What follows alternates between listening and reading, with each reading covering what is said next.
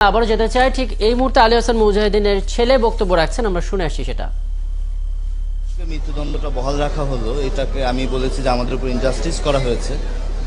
কারণ হচ্ছে যে কোনো বুদ্ধিজীবী, যেটা ৬ নম্বর চার্জের বুদ্ধিজীবী হত্যাকাণ্ডের ব্যাপারে, এই চার্জের কোথাও বলা নেই যে স্পেসিফিক কোন বুদ্ধিজীবীকে কবে কোথায় মুজাহিদ সাহেব হত্যা করেছেন। এই মর্মে কোনো কথা চার্জের উল্লেখ নেই।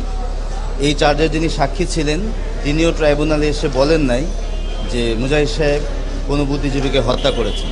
আর সবচেয়ে বড় কথা হলো মোহাম্মদপুর ফিজিক্যাল কলেজের কোনো ভিকটিম অথবা কোনো বুদ্ধিজীবী ট্রাইব্যুনালে এসে কোনো বুদ্ধিজীবীর সন্তান সন্ততি বলেন না যে তার বাবা বা তার পরিজনকে মুজাহিদ সাহেব হত্যা করেছেন।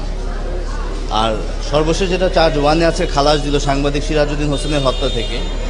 তাহলে আমার প্রশ্ন হচ্ছে যে কাকে হত্যা করার জন্য মুজাহিদ সাহেবের এই রায়টা আসলে বহাল রাখা হলো, এটা আমি আসলে বুঝি নাই। এবং যার কারণে আমার মনে হয়েছে যে এই রায় আমাদের উপর ইনজাস্টিস করা হয়েছে। কোনো বুদ্ধিজীবীকে হত্যার কোনো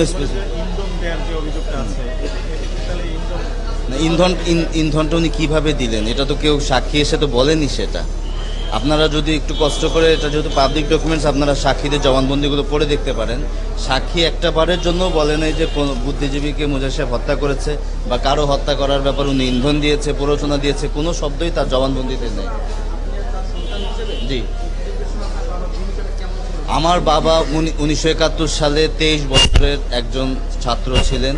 উনি 1970 সালের, যেটা আপনারা প্রসিকিউশনের ডকুমেন্টসও পাবেন, 1970 সালের ডিসেম্বরে উনি প্রথম ওনার নিজ জেলা ফরিদপুর থেকে ঢাকায় আসলেন এবং ঢাকা বিশ্ববিদ্যালয়ের আইন বিভাগে ভর্তি হলেন। এখন উনি আসার 2 মাস পরে মুক্তিযুদ্ধ। আপনারাই বলেন যে এরপরে ওনার আসলে অবস্থায় কি করার মতো ক্যাপাসিটি থাকে, যেখানে উনি ঢাকা শহরেই মাত্র আসলেন 2 মাস, মুক্তিযুদ্ধ শুরু হয়ে গেল। এবং উনি একটা বেসামরিক ছাত্র সংগঠনের দায়িত্বে ছিলেন। অনেক পরে সেটা অক্টোবরে গিয়ে ওনার সাথে উনি এমন কোনো পর্যায়ে ছিলেন না যে উনি কোনো ধরনের কোনো প্রভাব বিস্তার করার মতো কোনো পর্যায়ে উনি ছিলেন। ওনার বয়স সিম্পল 23 বছর ছিল, একজন ছাত্র ছিলেন। ধন্যবাদ। ইন্ডিপেন্ডেন্ট